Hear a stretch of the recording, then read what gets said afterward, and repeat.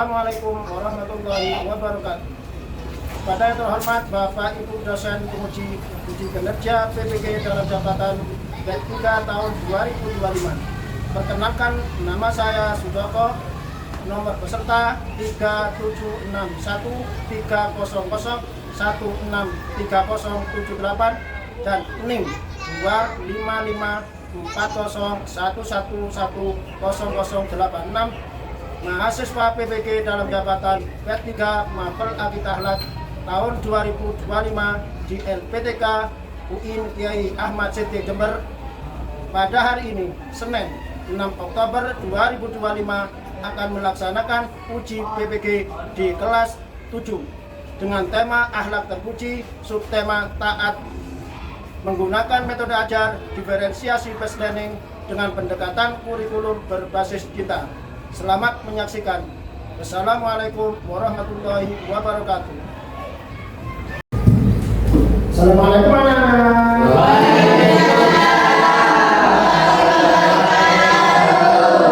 Bagaimana kabarnya hari ini? Baik. Sudah sarapan atau belum? Sudah. Oke. Sebelum Bapak mengawali pembelajaran pada hari ini, minta tolong untuk ketua kelas memimpin doa. Siapa ketua kelas di sini? Lutfi, minta tolong memimpin doa. Siap usulan kepada tunduk doa. Bismillahirrahmanirrahim. Asyhadu an la ilaha illallah wa asyhadu anna Muhammadar Rasulullah. Raditu billahi rabban wa bil islami dinan wa bi Muhammadin nabiyyan wa rasulah. Rabbi zidni ilman warzuqni rahmah. Allahumma nawwir qalbi bi nuri hidayatika kama nawwartal arda bi nuri syamsika bi rahmatika ya arhamar rahimin. Nawaitu ta'alluma lillahi kalimatillah. Pancasila satu ketuhanan yang maha esa, dua kemanusiaan yang adil dan beradab, tiga persatuan Indonesia, empat kerakyatan yang dipimpin oleh hikmat kebijaksanaan dalam permusyawaratan perwakilan, lima keadilan sosial bagi seluruh rakyat Indonesia. Terima kasih anak-anakku. Sebelum Bapak mengawali pembelajaran, terlebih dahulu Bapak akan mengakses kehadiran kalian semua. Kira-kira ada yang tidak masuk? Ada. Ada yang tidak masuk? Siapa? Kenapa pada masuk? Sakit. Nah, sakit apa? Sakit hati. Sakit hati. Masa ada sakit hati? Buat main izin apa enggak? Izin. Yang usahakan kalau sekolah, kalau memang tidak masuk, kalian harus izin kepada gabungan. Ya, terus semangat. Ayo kita screening dulu. Mau pada? Mau. Semangat. Semangat. Semangat. Terima kasih. Semangat.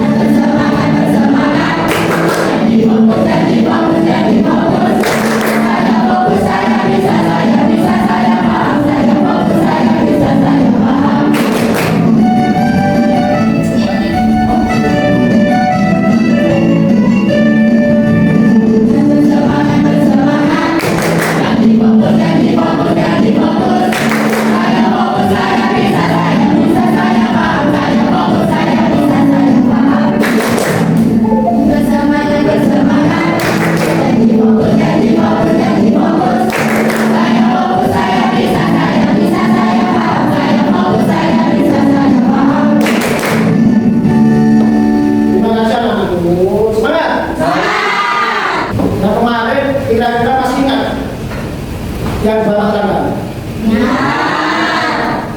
Menerangkan apa? Apa jawabannya? Kembali ke jalan yang Kita kemarin telah mempelajari makna dari taubat. Taubat itu kembali ke jalan yang benar. Setelah itu, setelah kembali ke jalan yang benar, bagaimana sekiranya itu orang yang bertobat tersebut tetap nasihat, tobat dan sungguh-sungguh, tidak mengulangi lagi melakukan pelanggaran atau melakukan hal-hal yang dilarang oleh Allah Subhanahu wa Ta'ala. Setelah itu, setelah minggu kemarin kita belajar tobat, pertemuan kali ini Bapak akan menerangkan tentang taat. Apa sih taat itu? Nah, sebelum Bapak menerangkan taat, Bapak akan menjelaskan tujuan pembelajaran pada hari ini. Apa tujuan pembelajaran hari ini? Peserta didik mampu menganalisis konsep taat kepada Allah. Konsepnya bagaimana? Harus kalian itu mampu atau mengerti konsep taat kepada Allah, kemudian taat kepada Rasul dan kepada ulil amri sebagai wujud cinta dan kesetiaan kepada Allah, kepada Rasul dan kepada ulil amri. Cinta harus selalu taat. Bagaimana kalau dunia tanpa aturan? Bagaimana jadinya? Coba kita lihat video berikut ini. Kalau kalian harus pilih, mana yang lebih penting? Jarak seumur hidup atau dihukum mati? Coba jawab dan ceritain alasan kalian di kolom komentar. Oke, mungkin atau lebih tepatnya semoga kita nggak dihadapin sama pilihan tadi. Karena itu tuh cuma terjadi sama kriminal. Soalnya kita selama ini hidup tenang menurut aturan yang ada. Tapi tunggu, kadang-kadang peraturan juga justru suka bikin kebebasan yang terkekang. Di sekolah atau jalanan kita dipaksa menurut aturan. Kalau di rumah nggak menurut aturan orang tua, orang tua bilang. Jadi sebenarnya apa peraturan boleh lebih banyak untung atau rugi ke kehidupan kita? Dan apa jadinya jika hidup ini nggak ada aturan? Kenapa aturan? Mungkin orang bakal bebas nanti satu sama lain tanpa takut dilapori, tanpa takut dihukum, bisa masuk ke disko, atau koruptor bisa lolos tanpa dihukum. Akhirnya juga bisa bebas bunuh orang yang kita benci. Tapi kita harus sadar itu nggak cuma tertulis aja. Ternyata ada yang nggak tertulis kayak norma masyarakat. Selain itu peraturan lain bikin pertandingan jadi seru. Terus badan kita juga kerja dan ngikutin aturan-aturan biologis kita. Sehari-hari kita ngomong pakai aturan berbahasa yang nanti kita biar biar statusnya jelas kayak orang-orang ini. Dan ya, kalau lihat sekeliling selalu ada aturan di tiap sudut kehidupan. Tapi kenapa? Apa dunia tanpa peraturan itu mustahilnya? Oke, mari sama-sama dorong balik jalur jalan karena dunia minim aturan adanya di jalan berubah. Sekarang Bapak mempunyai komik tentang aturan berlalu lintas. Komik ini menjelaskan tentang taat kepada ulil amri, karena lalu lintas ini termasuk aturannya pemerintah atau aturan para pemimpin. Coba di sini ada pengendara dan ada pak polisi. Biasa kalau kita mengendara ya, terutama yang kalian semua yang SMP ya, kalau sepedaan, begitu tidak ada polisi, langsung ada lampu merah, dilonong kan? Di sini dijelaskan dalam komik. Nah nanti setelah kita mengamati komik tersebut, Bapak ingin apa? Kalian memperagakan. Dari komik ini ada yang jadi polisi, ada yang jadi pengendara yang komik. Siapa yang mau jadi polisinya? Saya. Terima kasih. Siapa namanya? Kami. Terus siapa yang hobi sepeda? Oh ya ini biasa melangkah. Siapa namanya? Pak. Coba lihat. Ini. Selamat malam. Selamat malam, Pak. Apakah kamu tadi tidak melihat lampu merah? Lihat, Pak. Kenapa masih nekat, masih terobos? Itu dia, Pak. Saya gak lihat ada Bapak. Ya, ini pada contoh dari ketidaktaatan kepada lalu lintas. Perbuatan baik apa enggak? Tidak. Jangan ditiru. Kita harus taat kepada aturan yang dibuat oleh ulil amri atau pemimpin atau polisi. Setelah kita tahu dan mengetahui taat dan aturan, Selanjutnya Bapak akan menerangkan inti dari pembelajaran hari ini, yaitu makna taat dan depan. Taat itu apa? Menurut bahasa tunduk dan patuh. Sedangkan menurut istilah yaitu tunduk dan patuh terhadap segala perintah atau aturan yang berlaku. Taat kepada Allah itu berarti taat kepada perintah dan aturan-aturan yang dibuat oleh Allah. Semua aturan yang dibuat oleh Allah, kalian semua harus mentaatinya. Sebagaimana firman Allah dalam surat An-Nisa ayat 59.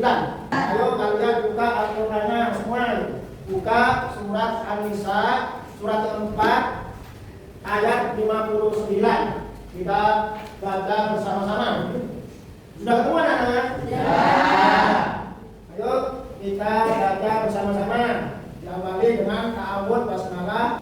A'udzu billahi minas syaitonir rajim. Bismillahirrahmanirrahim.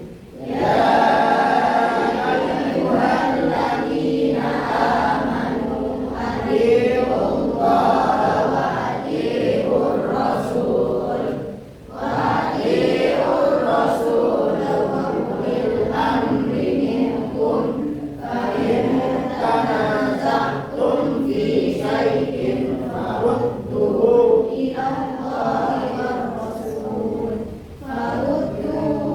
Allahi war rasul in kuntum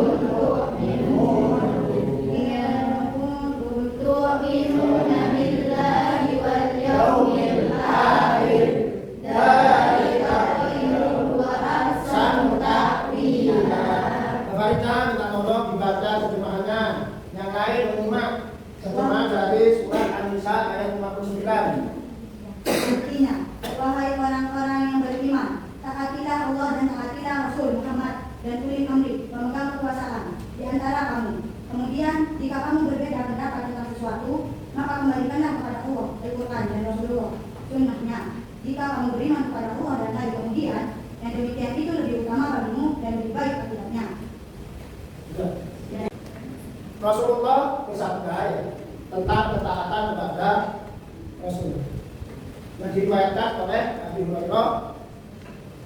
An Abi Hurairah an Rasulillah sallallahu alaihi wasallam annahu qala man ata'ani faqad ata'a Allah wa man asa'ani faqad asa'a Allah. Yang artinya Abi Hurairah dari Rasulullah sallallahu alaihi wasallam bahwa beliau bersabda, barang siapa mentaatiku, sungguh dia telah mentaati Allah. Sebaliknya, barang siapa bermaksiat kepadaku, maka dia telah bermaksiat kepada Allah. Berarti kaitan taat kepada Allah juga berkaitan kepada taat kepada Rasul. Tidak boleh kita taat kepada Allah tapi tidak taat kepada Rasul, tidak boleh, karena ayatnya berhubungan dengan Allah wa atiur Rasul ulil amri. Selanjutnya, setelah kita mengetahui dalil dan ayat tentang taat kepada Allah dan Rasul, selanjutnya yang terakhir adalah taat atau patuh kepada ulil amri minkum, pemimpin kita. Nah, taat kepada ulil amri minkum di sini tidak ada ayat atau tidak ada lafaz kalimat yang menjelaskan tentang taat. Cuma langsung wa ulil amri minkum. Tidak diawali dengan atiu, kata-kata atiu. Kalau taat kepada Allah diawali dengan kata atiu, kemudian wa atiur rasul. Namun ke ulil amri tidak ada kata-kata atiu. Bagaimana menyikapinya? Setelah kita mengetahui dari dalil tersebut, dari Quran tersebut, bahwasanya para mufassir termasuk Rasyihab menjelaskan bahwasanya taat kepada pemimpin tersebut tidak mutlak, ada syaratnya. Kita taat kepada pemimpin, apa wajib? Tergantung. Tergantung apa? Tergantung apa? Pemimpinnya ya. Tergantung siapa? Kalau pemimpinnya dolim, menganiaya, menengsarakan rakyatnya, apa kita wajib taat? Tidak. Makanya di sini Allah tidak memakai kata-kata wa atiu, langsung wa ulil amri. Selama para pemimpin tersebut tidak maksiat atau tidak menyuruh kepada kemaksiatan atau pemimpinnya tidak taat kepada rakyatnya, maka kita dianjurkan untuk taat kepada para pemimpin. Sekarang Bapak akan memberi contoh tentang ketaatan kepada Allah, ketaatan kepada Rasul dalam kehidupan sehari-hari. Contohnya lihat di sini di depan. Ya. Ini ada namanya Bapak Soeharto. Soeharto, Hatta itu Soeharto, Hatta itu pemilik sebuah usaha CV Roti Nikmat. Jadi Sogi. Kalau bahasa kita Sogi. CV Roti Nikmat. Dia mewajibkan seluruh karyawan perempuan dianjurkan memakai jilbab. Banyak ada? Berarti pas wanita tersebut kan? Karyawannya disuruh berjilbab. Ada kan pabrik atau pekerjaan yang melarang karyawannya memakai jilbab? Ada beda? Ada. Kalau kita sering membaca media itu ya, itu banyak karyawannya dengan syarat bisa masuk ke kantor, bisa diterima pekerjaan, tapi dianjurkan tidak memakai jilbab. Itu masih ada. Itu dilarang ada? Dilarang. Karena apa? Allah memerintah untuk taat kepada Allah ada.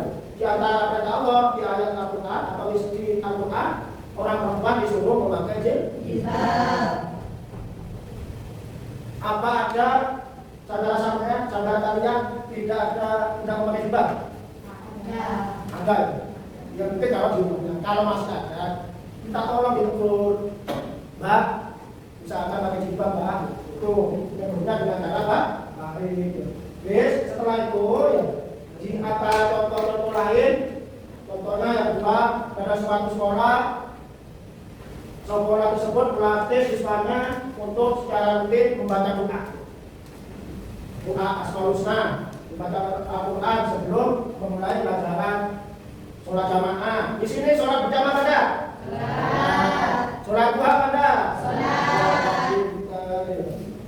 Setelah kita tahu contoh dan bentuk taat dalam kehidupan sehari-hari, ini ada dampak positif dari taat kepada Allah dan taat kepada Rasul.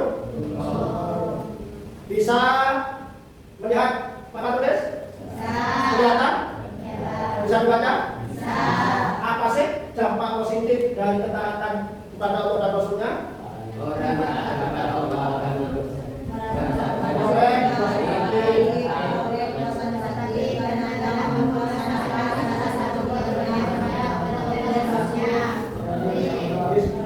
Jadi kalau dampak positif dari ketaatan tersebut, ketaatan kepada Allah, ketaatan kepada Rasul, ini batin kita atau pikiran kita akan tenang, tidak ada pikiran was-was. Karena apa? Mau sudah taat kepada Allah.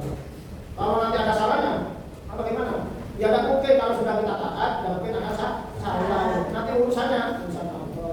Kemudian kita kalau sudah taat kepada Allah, Allah menjamin. Ini apa? Maka masuk di ayat di surat An-Nisa ayat 13, orang yang taat kepada Allah dan Rasul akan masuk surga. Bawahnya surga bagaimana? Dulu di bawahnya mengalir sungai-sungai, mereka akan kekal di dalamnya, dan itulah kemenangan yang agung. Setelah itu kalian harus membiasakan diri taat kepada Rasulnya. Kalian harus membiasakan taat itu patuh kepada Allah, patuh kepada Rasulnya ini harus dibiasakan.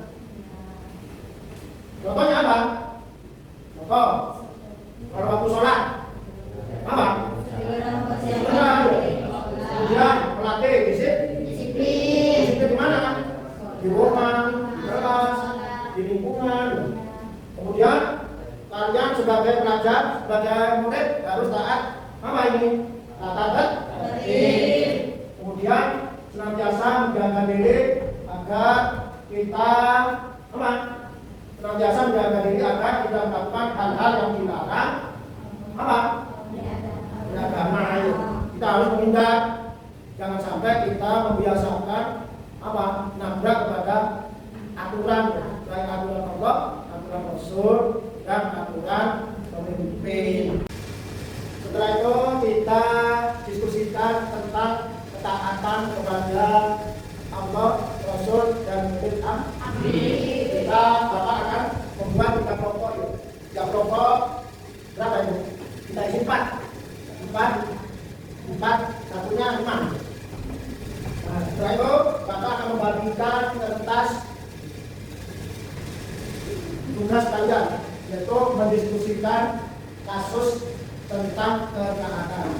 Kelompok pertama yang mana? Ya, kelompok pertama ini. Nanti Bapak akan bacakan masalahnya, masalah ketaatan.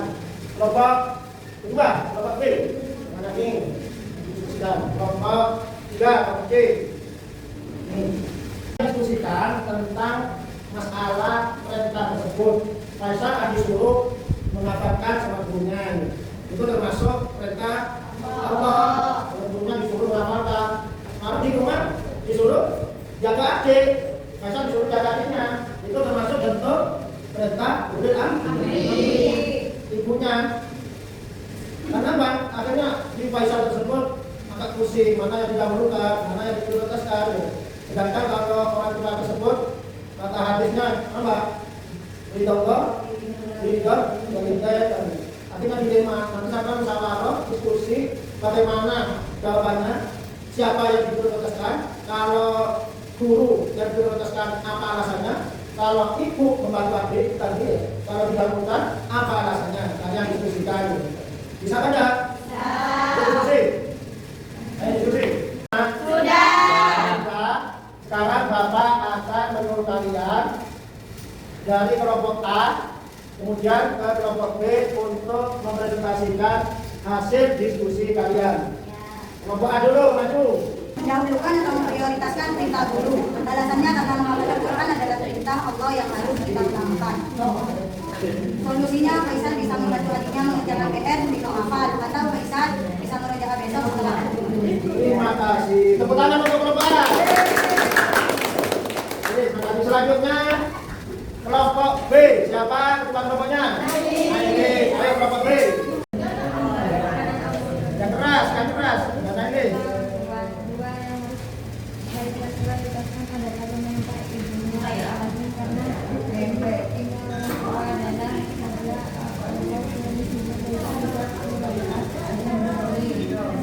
Terima kasih. Tepuk tangan untuk kelompok B.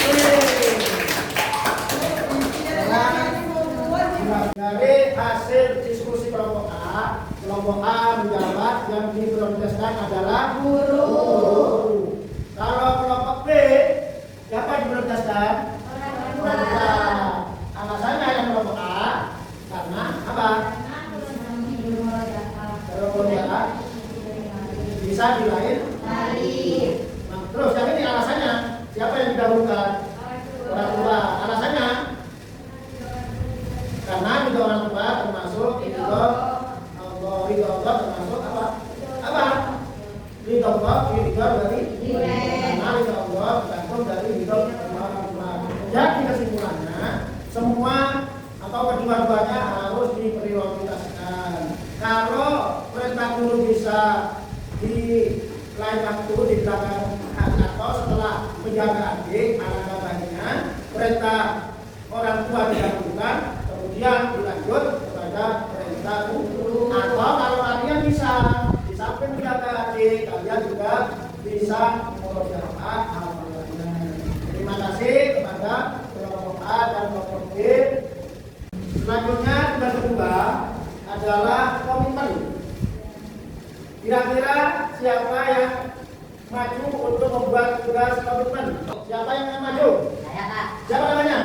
Mandi. Tepuk tangan. Ayo. Yang keras. Komitmennya apa? Saya akan mematuhi perintah ibu saya mulai hari ini. Saya akan mematuhi perintah ibu saya mulai hari ini. Mulai hari ini kan? Ya.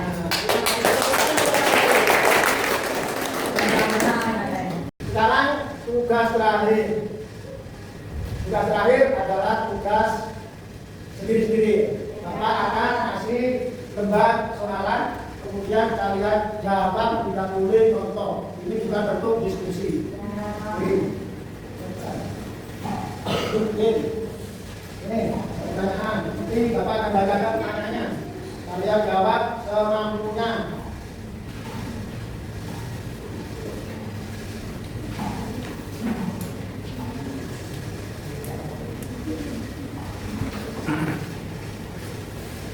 Tidak, betul. Nah, ini ada pertanyaan terkait dari materi hari ini. Ketaatan. Ini ada 12 pertanyaan. Silakan menjawab sendiri-sendiri. Yang dapat 100 bonus apa anak? Bonus apa? Satuan.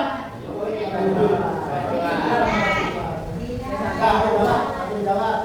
Pokoknya yang dapat 100 dapat bonus 100. Nah, sudah, silakan jawab.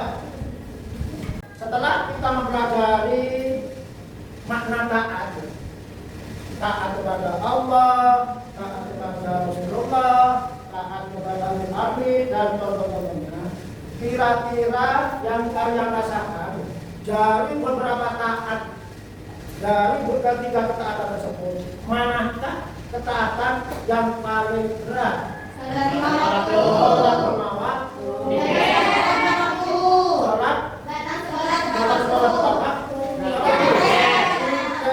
itu termasuk apa?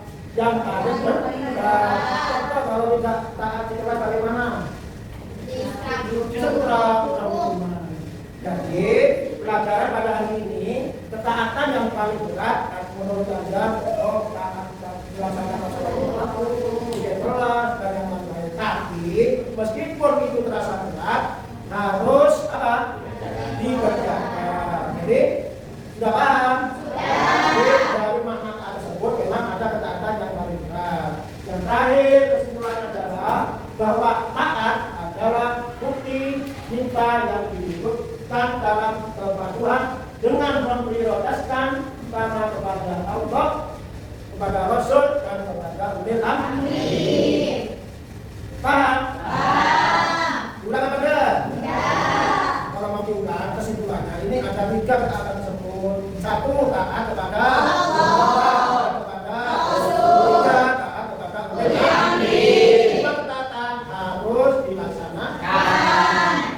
Kiranya pelajaran pada hari ini kita cukupkan sampai ya, karena waktunya sudah habis, maka kita mempersiapkan diri untuk doa bersama. Judul yang akan anak, silakan dicek dulu pelajarannya, masukkan kertas, kemudian setelah selesai mari kita doa bersama. Mohon kepada ketua kelas untuk memimpin doa bersama. Siap usulan kepala tunduk doaan Bismillahirrahmanirrahim. Rabbana anfa'na bima 'allamtana Rabbi 'allimna alladhi yanfa'una Rabbi fa'tina wa fatiha lana wa qarabatir lana fi dinina subhana rabbika rabbil izzati